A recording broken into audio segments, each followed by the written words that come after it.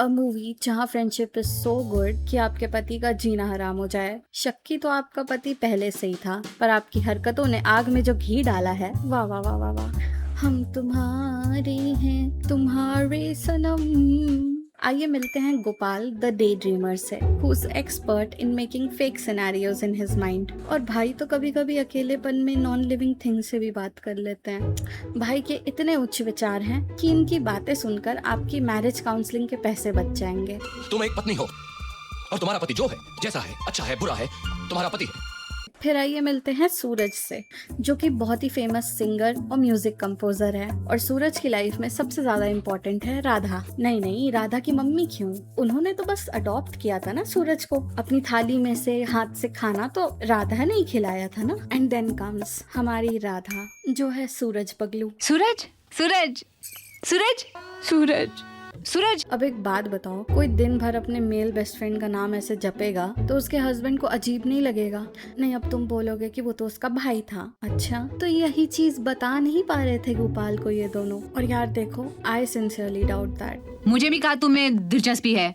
तो मूवी शुरू होती है कलेश से। राधा की मम्मी अपने पापा यानी राधा के नाना से पैसे मांग रही होती हैं क्योंकि उनके पति हॉस्पिटल में एडमिट थे, जिसपे नाना साफ साफ मना कर देते हैं, सेइंग कि वो और पैसे नहीं देंगे। टर्न्स आउट कि राधा के पापा एक नंबर के दारूबाज और जुआरी होते हैं। तो यार देखो, मैं अंकल के साइड हूँ। बट जब राधा की मम्मी गुस्सा होकर बच्चों को लेकर चली जाती हैं तो नाना कॉल करते हैं हॉस्पिटल में कि आप ऑपरेशन स्टार्ट करिए और मैं पैसे लेके आ रहा हूँ। पर तब तक पता चलता है कि राधा के पापा तो ऑलरेडी निपट चुके हैं। एंड राधा की मम्मी इसी बात को लेकर बहुत ज्यादा नाराज होती हैं, इतना कि वो अपने पापा से बात करना भी छोड़ देती हैं। और हाँ, राधा के जो नाना होते हैं उन पे गोपाल और गोपाल की बहन की जिम्मेदारी होती है, क्योंकि इन दोनों के पापा नाना के दोस्त थे जो कि अब इस दुनिया में नहीं है। तो नाना एज अ केयर टेकर और शुड आई से एज अ गार्डियन गोपाल और उसकी बहन का प्लस उनकी प्रॉपर्टी का ख्याल रखते हैं। एंड मीनवाइल राधा की मम्मी सूरज को अडॉप्ट कर लेती हैं, क्योंकि सूरज का इस दुनिया में कोई नहीं होता।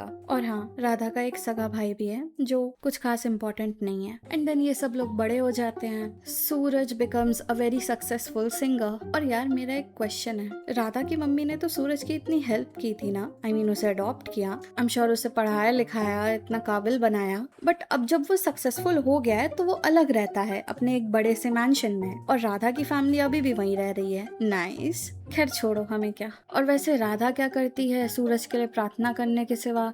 We really don't know. और हाँ, राधा का भाई भी मोस्टली कुछ नहीं करता। इनफैक्ट वो खुद के ही घर से पैसे भी चुराता है, जिसपे जब राधा की मम्मी गुस्सा होती है तो राधा उसको बचा लेती है। और राधा की मम्मी बोलती भी हैं कि जब तुम्हारी शादी हो जाएगी तब क्या होगा इसका, जिसपे राधा सेज कि वो अपने भाई को साथ में लेके जाएगी। अगर मेरे पति हम दोनों को डंडे मारेगा ना तो मैं भी उसे डंडे मारूंगी। हाँ।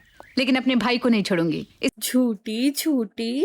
अगर सचमुच तुम मेरे भाई हो तो यहाँ एक पल नहीं रुकोगे, चले जाओ यहाँ से। और हाँ, मीनवाइल गोपाल भी काफी सक्सेसफुल हो चुका है, क्योंकि ऑब्वियसली उसके पास बैकअप था। उसका बाप इतना पैसा छोड़ के गया था उसके लिए। तो एक दिन राधा के नाना की तरफ से खबर आती है कि वो बीमार है, और राधा और उसकी माँ नाना जी से मिलने जा रहे होते हैं। बाबा ठीक हो जाएंगे ना, उन्हें कुछ होगा तो नहीं? आंटी, आई थिंक आपको अभी अपनी चिंता करनी चाहिए। Okay, too late. तो राधा की मम्मी हो जाती हैं RIP इन पीस। एंड अब राधा और उसका भाई प्रशांत की जिम्मेदारी फिर से नाना जी के पास आ जाती है। तो किसी लड़की की जिम्मेदारी हो उनके कंधों पर और आलोकनाथ उनका ब्याह तय ना करवाएं, ऐसा नहीं हो सकता। तो नाना जी बिना राधा या गोपाल का ओपिनियन लिए दोनों की शादी फिक्स कर देते हैं, और शादी हो भी जाती है। एंड शादी के बाद गोपाल नाना जी को तीर्थ यात्रा पे ही भेज देता है, क्योंकि भाई को टाइम नहीं मिल पा रहा था अपनी वाइफ के साथ। But little did he know कि असली कबाब में हड्डी तो नाना जी नहीं बल्कि सूरज है। राधा सूरज से दिन में बात करती है, रात में बात करती है। गोपाल जब घर पे होता है तब बात करती है, गोपाल जब घर पे नहीं होता है तब बात करती है। जब खुश होती है तब सूरज से बात करती है, जब दुखी होती है तब सूरज से बात करती है। सूरज को डायरिया हो जाए तो बात करती है, गोपाल को पूरे टाइम इग्नोर करके बात करती है। भाई इन लोग की बातें ही खत्म नहीं हो रही हैं। गोपाल को छोड़ो, मैं इरिटेट हो चुकी हूँ। इतनी क्या बात करनी है भाई। अब शादी के बाद भी राधा सूरज को इतनी प्रायोरिटी देती है जितना वो खुद के सगे पति को भी नहीं देती, जिस बात से गोपाल काफी ज्यादा फ्रस्ट्रेटेड और इनसिक्योर हो जाता है। आई मीन मेंटालिटी तो पहले ही उसकी गटर में थी, पर इवन इफ भाई ट्राइज टू बी कूल, तब भी राधा और सूरज कोई कसर नहीं छोड़ते उसको जेलस करने की। जहाँ पे सूरज तो फिर भी कभी कभी राधा को बोल देता है कि अपने पति का ध्यान रखो, उस पे ज्यादा ध्यान दो, पर राधा मैडम तो गोपाल को ऐसे इग्नोर करती है जैसे हम सब ने अमूल स्प्रे के डब्बे को इग्नोर किया गोपाल के ऑफिस टेबल पे। यार वैसे टेबल पे ये डब्बा रखा क्यों है? मीटिंग के बीच बीच में गोपाल मिल्क पाउडर चाटता है क्या? एनीवेज, तो फ्रस्ट्रेट होके गोपाल एक ट्रिप प्लान करता है जिसपे उसका इंटेंशन ये था कि कुछ दिन एटलीस्ट उसे शांति मिलेगी। बट राधा मैडम सूरज को बता देती हैं एंड पता नहीं कैसे कोइंसिडेंटली सूरज भी स्विट्जरलैंड जा रहा होता है। तो टाइम रहते गोपाल टिकट्स चेंज करके कहीं और की ट्रिप प्लान कर लेता है। एंड जब ये दोनों वापस आते हैं तो सूरज राधा से पूछता है कि तुम लोग कहाँ थे, मैंने पूरे स्विट्जरलैंड में तुम्हें ढूंढा। And then she says I don't know, we were somewhere else, ये वो। और जो शर्ट राधा अपने पति के लिए लाई होती है वो उसे सूरज को दे देती है कि हाँ ठीक है, तुम्हें पसंद आ रही है, तुम रख लो। And mind you, Gopal side में खड़ा होकर ये सारी बातें सुन रहा होता है और अपने माइंड में फेक सिनेरियोस बना रहा होता है, क्योंकि असली में तो गोपाल की औकात नहीं थी सूरज को कन्फ्रंट करने की। एंड सूरज महाशय वहीं अपनी शर्ट चेंज करने लगते हैं राधा के सामने। अब नहीं, तुम एक बात बताओ, किस हस्बैंड को दिक्कत नहीं होगी? और चलो ये सब भी छोड़ो, राधा आधी रात को सूरज को कॉल करके बोल रही होती है कि सिर्फ तुम ही मेरे अपने हो और मैंने प्रशांत को, मतलब अपने भाई को, घर से बाहर निकाल दिया क्योंकि गोपाल ने प्रशांत को बहुत मारा। पर मैडम ये नहीं बता रही थी कि प्रशांत गोपाल की बहन को नहाते हुए देख रहा था, इस वजह से गोपाल ने उसको मारा। और ये सारी बातें गोपाल सुन लेता है, जिसके बाद गोपाल को और ज्यादा शक होने लगता है इन दोनों पर। तो फिर क्या, एक दिन गोपाल फ्रस्ट्रेट होकर राधा को घर से जाने के लिए बोल देता है। एंड राधा को भी गोपाल की बातें काफी खराब लगती हैं, स्पेशली कि वो सूरज और राधा पे शक कर रहा था।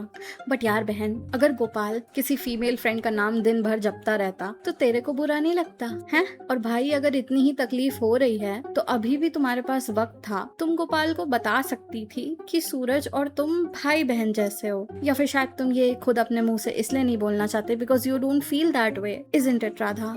मुझे भी कहा तुम्हें दिलचस्पी है। नहीं, झूठ मत बोलो अब। तो खैर राधा भी घर छोड़ देती है और अपने भाई प्रशांत के घर रहने चली जाती है। एंड सूरज राधा के लिए बर्थडे पार्टी थ्रो करता है जिसमें गोपाल को भी इनवाइट करता है। पर ये बात सुन के कि सूरज पार्टी थ्रो कर रहा है गोपाल की वाइफ के लिए, गोपाल एकदम बौखला जाता है। एंड बस, that was the last nail in the coffin. भाई साहब इसके बाद सीधे डिवोर्स पेपर्स ही भेज देते हैं राधा को, जिसपे राधा का रोना धोना चल रहा होता है। एंड सूरज की रिकॉर्डिंग के बीचों बीच उसे ये खबर मिलती है, एक सेकेंड, ये टूटा हुआ हेडफोन यूज कर रहा था, इतना कम बजट था क्या? एनीवेज, तो ये बात पता चलते ही सूरज गोपाल से मिलने जाता है और दोनों लोग कैट फाइट करते हैं। तुम्हें कॉम्प्लेक्स है, तुम छिछोरे हो। मैं छिछोरा हूँ? कॉम्प्लेक्स है तू? मैं छिछोरा हूँ? छिछोरा है तू? छिछोरा हूँ मैं? हाँ? पर तब भी सूरज गोपाल को ये नहीं बताता कि राधा उसकी बहन जैसी है। I mean, वो गोपाल की बहन को ये बोल देता है बट गोपाल के सामने कन्फेस नहीं कर पाता। And then Radha and Suraj wonders कि गोपाल इतना शक क्यों कर रहा है। अमेजिंग। फिर एंट्री होती है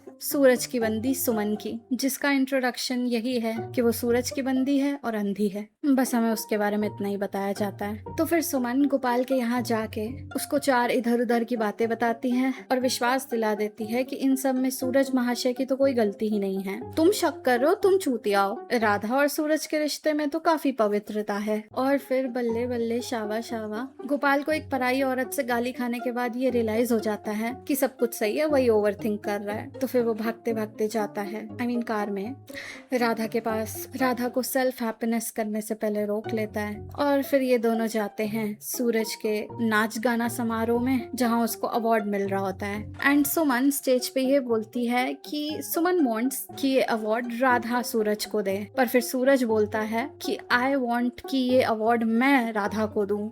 और यार ले दे के ये चारों स्टेज पे पहुंच जाते हैं, 10-15 बकचोदी करते हैं, फिर मूवी खत्म। इतना क्या दिमाग लगा रहे हो तुम लोग? तो ये है मूवी का मैसेज। और हाँ, ये नाना जी अभी तक वापस नहीं आए हैं, तीर्थ यात्रा पे गए हैं या साक्षात भगवान के दर्शन करने गए हैं, मुझे नहीं पता। देखो, लास्ट में राधा और गोपाल एक दूसरे को सॉरी बोलते तो हैं, पर इन चोमुओं को ये तक नहीं पता कि वो बोल किस ले रहे हैं सॉरी। तो एक second, let me help you. Gopal भाई साहब, आपको बेवजह ख्याली पुलाव बनाने के लिए सॉरी बोलना चाहिए। यार कम से कम अपनी बीवी से कंफर्म तो कर लो कि जिस बारे में तुम सोच रहे हो ऐसा कुछ है भी या नहीं। और आधा तेरा क्या दिमाग आधा है? नहीं, हर चीज में सूरज सूरज सूरज सूरज सूरज। और अगर इतना नाम जपना ही है तो पहले अपने हस्बैंड को क्लियर तो कर कर दो कि तुम्हारे भाई जैसा है वो, कि लिटरली तेरी और उसकी माँ सेम है, भले ही अडॉप्टिव बट है तो। एंड सूरज भाई जी गेट अ लाइफ। देख लिया ना राधा के पूंछ के पीछे लगे रहने का नतीजा। खैर भाड़ में जाओ, हमें क्या। So that was the video. Tell me इन तीनों में से सबसे ज्यादा प्रॉब्लमैटिक कैरेक्टर तुमको कौन सा लगता है? And don't forget to hit subscribe if you want to see more of me. मैं अपने चैनल पे movie reviews, revisits, character analysis या कभी कभी सिंपली सिर्फ अपना ओपिनियन शेयर करती हूँ। So if you want you can be a part of my community. Bye bye, see you in the next one.